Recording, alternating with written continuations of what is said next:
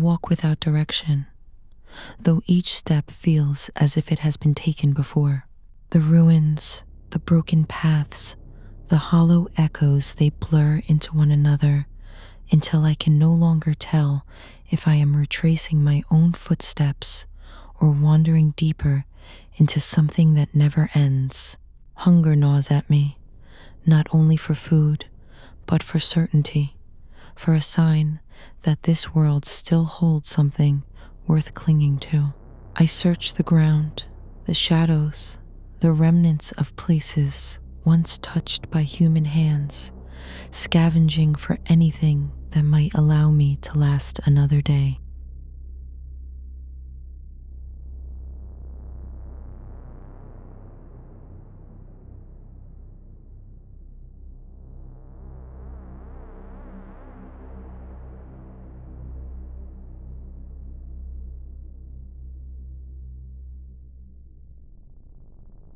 The caves draw me in, vast mouths carved into the rock, their darkness thicker than the fog outside. I step into them slowly, carrying silence as my only weapon. Inside, the air is colder, damp, restless, as if the earth itself resents my presence. Water drips in the distance, a rhythm that reminds me I am not alone. Shadows stretch across the walls, shifting with the pulse of my own breath. For a moment, I imagine shelter, a place to rest unseen. But no place is safe here. The world does not allow it. The deeper I move, the clearer it becomes. Danger is not something you stumble upon. It is something that surrounds you everywhere without pause.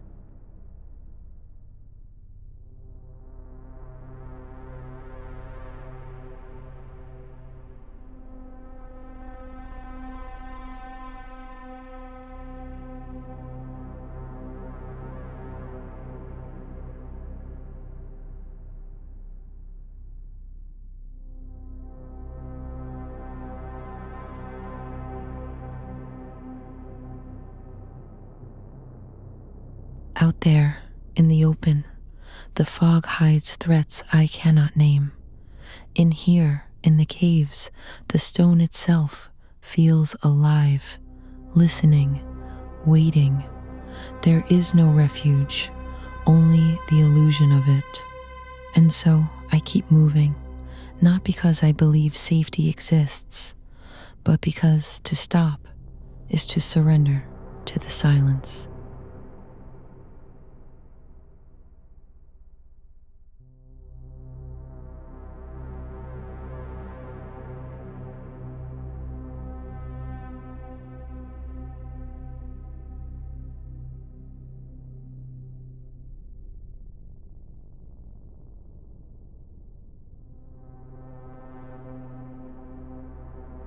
They are out there, shapes without form, drifting through the ruined streets like echoes of something that never belonged to this world. I call them specters, though no name captures what they truly are. They move in silence, yet their presence bends the air, thickens the fog, makes the ground itself uneasy. Sometimes I hear them before I see them, a faint distortion, a tremor in the stillness, as if the world holds its breath in their passing.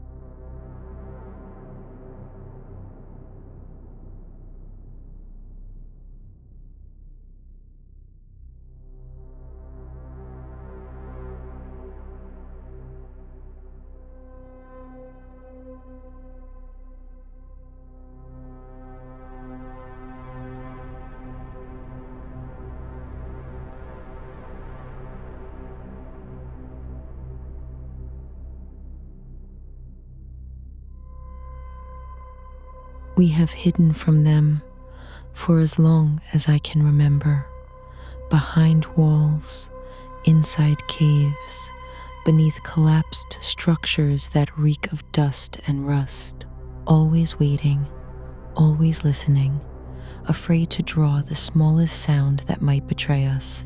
No matter how far we travel, no matter how long we wait, they find us again. They do not follow trails, nor scent, nor movement they appear, as if the world delivers us back into their hands.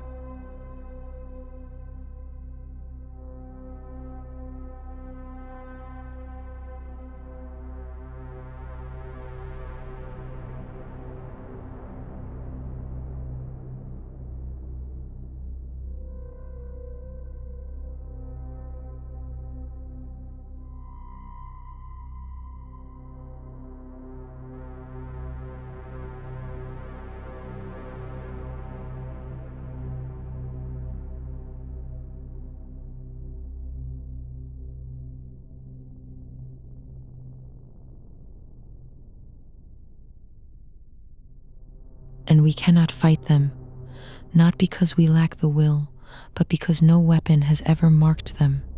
Fire, stone, steel, none of it matters. They dissolve through walls, vanish into fog, return when you least expect. To resist them is to exhaust yourself against emptiness. And so we run, again and again, our lives reduced to fleeing shadows, carrying the unbearable weight of knowing that survival is only postponement.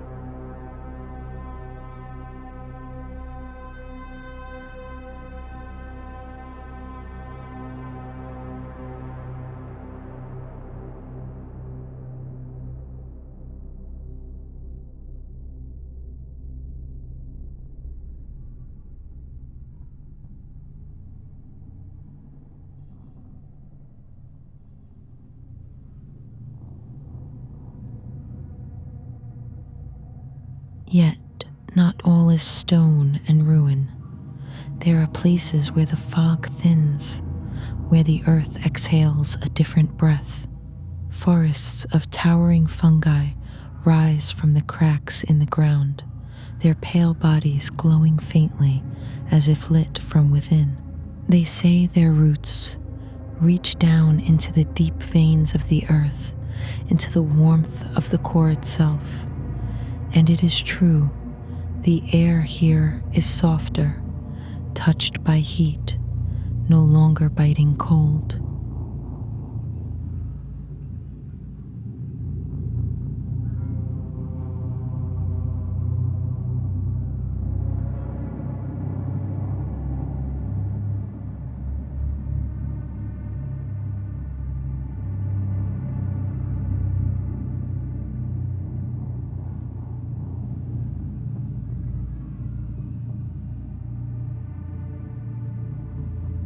Among them, for a few moments, I feel something close to peace.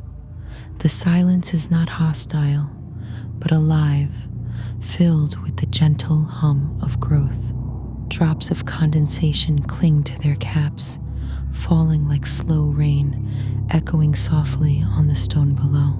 My skin warms, my lungs loosen, and I almost believe the world still remembers how to nurture. But the feeling never lasts. The fog creeps at the edges, the shadows lengthen, and I know that even here, among these living towers, safety is only an illusion.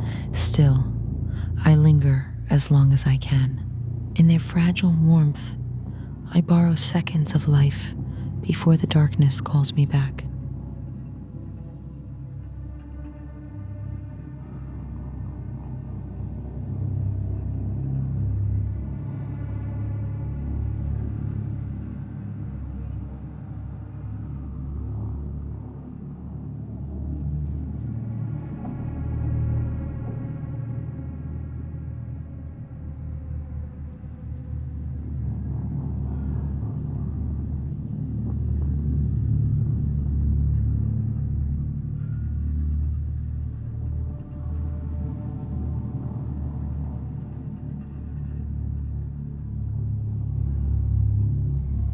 Among the ruins stand structures that feel less like shelters and more like traps. Their walls are cracked, leaning, suffocating under the weight of centuries without light. Some are hollow, others sealed tight, their doors warped as if welded shut by the silence itself. Yet we enter them again and again, because even the illusion of shelter is better than the exposure of open ground.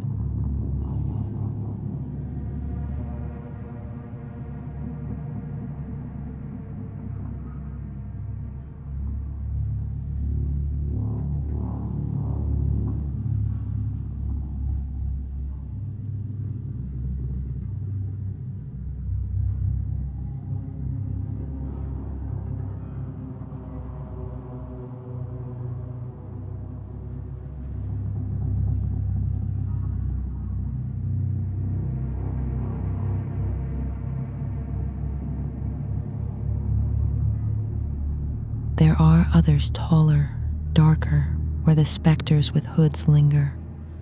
They are not like the formless shades that drift through the fog.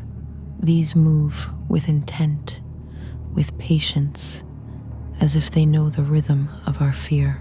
Cloaked in fabric that never tears, their faces hidden, they wait in doorways and stairwells, watching. We do not know what they are beneath those hoods, only that their stillness is more terrifying than any pursuit.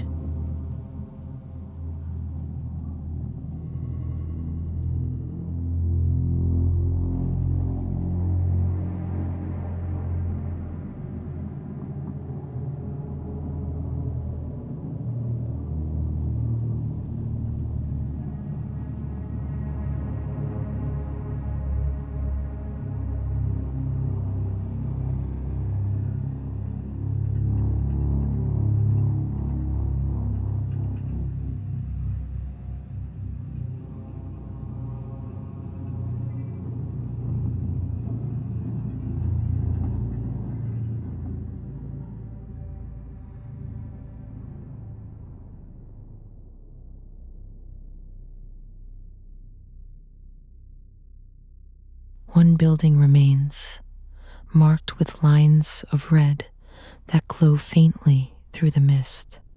Its walls hum as if alive, a low vibration that presses against the chest. We call it a refuge, though it is nothing more than a pause in the hunt. Inside, the air is thick but warm, the ground trembling softly with some hidden pulse. For a moment, we believe we are safe, but outside, they wait. The hooded ones stand in the streets, silent, endless, patient.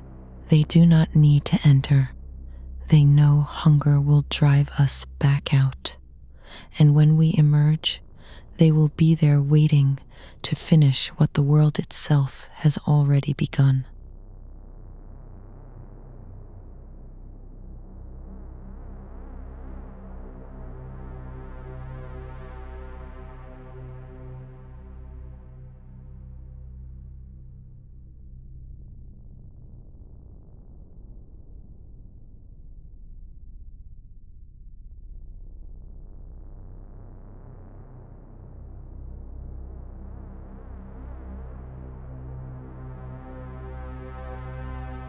The silence presses against me like a weight I cannot lift.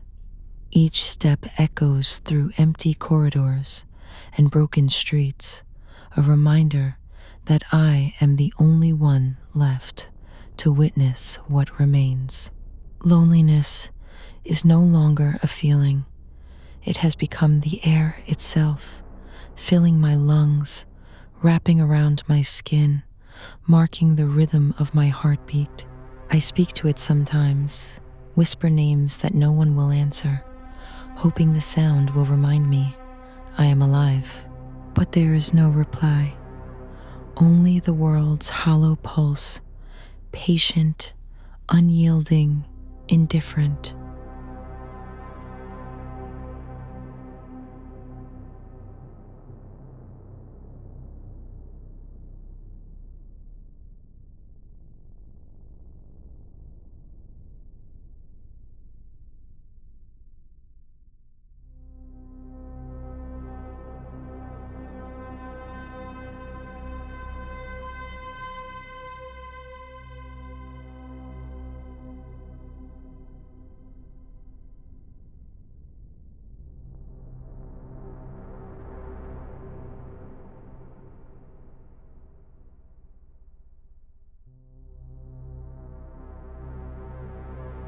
My name is Danne.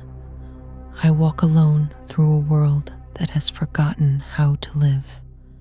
Every street, every ruin, every whispering fog carries the absence of those I once knew.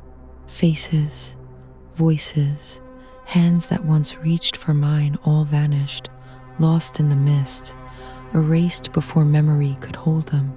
I try to remember them, but the fog swallows every shape, every sound, every warmth. They are gone, and so too has gone the comfort of companionship.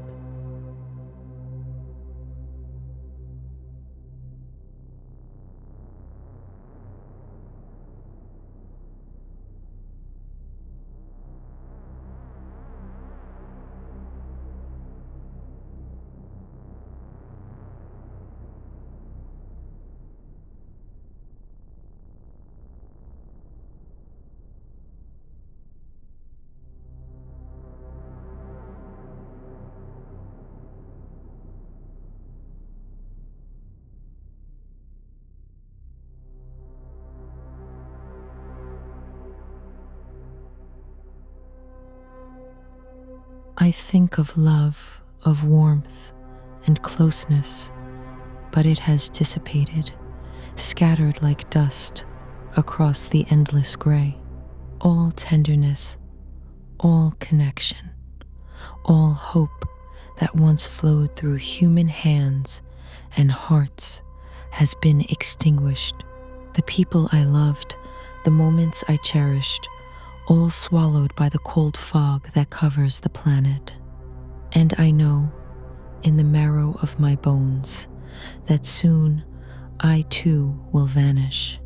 My body will be claimed by the emptiness, my presence absorbed into the silence, until even I become part of what I have mourned for so long.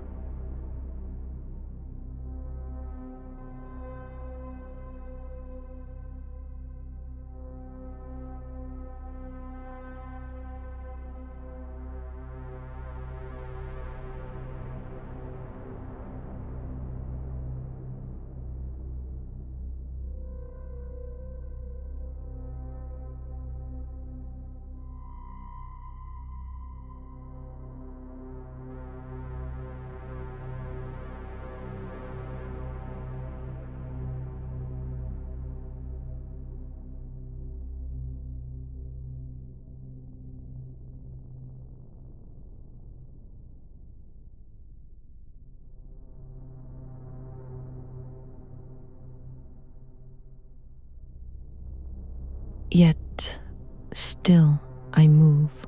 I cannot stop. The world is dead, but my steps persist, carried by some stubborn pulse I cannot name. The ruins, the fog, the shadows, they are not mine to tame. I do not seek to conquer or to understand. I seek only to endure, to breathe one more breath, to exist one more day. The world has ended, yet I remain. And even if everything I knew and loved has vanished, even if the darkness has claimed every other soul, this story is only beginning.